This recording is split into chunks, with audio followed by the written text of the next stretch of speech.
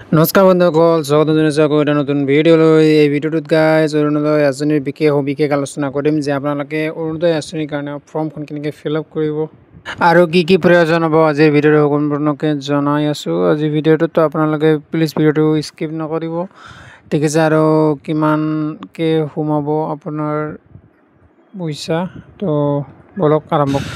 তো গাইজ অৰুণোদয় আঁচনিৰ কাৰণে এইখন ফৰ্ম মেণ্ডেটৰী হয়, কাৰণ ইয়াতে মুখ্যমন্ত্ৰী সুলভ ইন্ধন আঁচনি অৰুণোদয়ৰ লগত লিংক হৈ আছে বস্তুটো।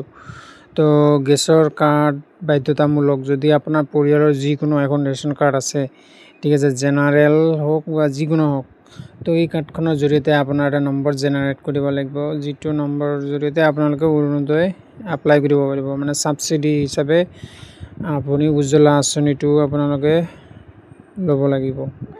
তো ইয়াতে কেণ্ডিডেটৰ নাম, যাৰ নামৰ কাৰ্ডখন আছে তাৰ নাম লাগিব, ঠিক আছে। LPG আইডিটো আপোনাৰ দিব লাগিব, ঠিক আছে। আধাৰ কাৰ্ডৰ নম্বৰ, NFS ৰেচন কাৰ্ড যদি আছে তাৰ এইটোও দিব লাগিব। 2 নম্বৰত গাইজ আছে অৰুণোদয় পৰিয়ালৰ সবিশেষ, মানে কাৰ অৰুণোদয় সবিশেষ লাগিব, কোনে অৰুণোদয় হিতাধিকাৰীৰ নাম, যোনে অৰুণোদয় পাব তাৰ নাম লাগিব, আৰু অৰুণোদয় আইডিটো অফিচৰ পৰা দি দিব, যিটো ID, ঠিক আছে। সন্মানিত সাক্ষৰ ঘোষণা, তো ইয়াতে আপোনাৰ ছিগনেচাৰ লাগিব। বাওঁফালে যিটো আছে ইয়াতে অৰুণোদয় এপ্লিকেণ্টৰ ছিগনেচাৰ, আৰু সোঁফালে যোনে LPG গেছৰ নাম আছে হোল্ডাৰ, তেওঁৰ নাম লাগিব। তো সেই LPG গেছটো যদি কাটে কোনোবাই ঘৰত, তো এই গেছটোতো চলি থাকিব, কাৰণ ঘৰৰ যিকোনো এটা গেছ কাৰ্ডৰ প্ৰয়োজন আছে। তো এই কাৰ্ডৰ জৰিয়তে যিকোনো গেছ বুকিং কৰিলে তাৰ পৰা 250 টকাকৈ আপোনাৰ একাউণ্টত সোমাব, মানে বেংক একাউণ্টত সোমাব 250 পৰা 300 টকা, ঠিক আছে। আৰু আপোনালোকে পাই আছে এইফালে অৰুণোদয় আঁচনিৰ পৰা 1200 মানে 1500 টকা আপোনালোকে অৰুণোদয় আঁচনিত এইটো পাব পাৰে মানে কি এইটো পাব আপোনালোকে, তো তেনেকুৱা ধৰণৰ।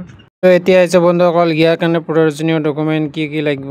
তো ফাৰ্ষ্ট অফ অল গাইজ আপোনালোকক লাগিব এখন বেংক একাউণ্ট, আধাৰ কাৰ্ড, পেন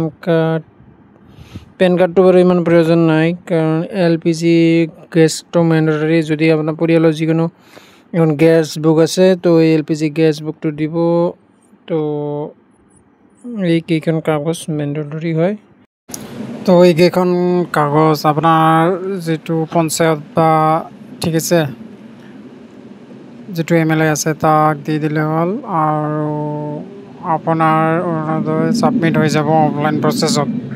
তো এয়াই আছিল গাইজ আজিৰ এই সম্পূৰ্ণ ভিডিঅ'টো। যদি আশা কৰোঁ ভিডিঅ'টো চাই ভাল লাগিছে, লাইক কৰি দিব, চেনেলটো ছাবস্ক্ৰাইব কৰি দিব। আজিলৈ ইমানেই, জয় আই অসম।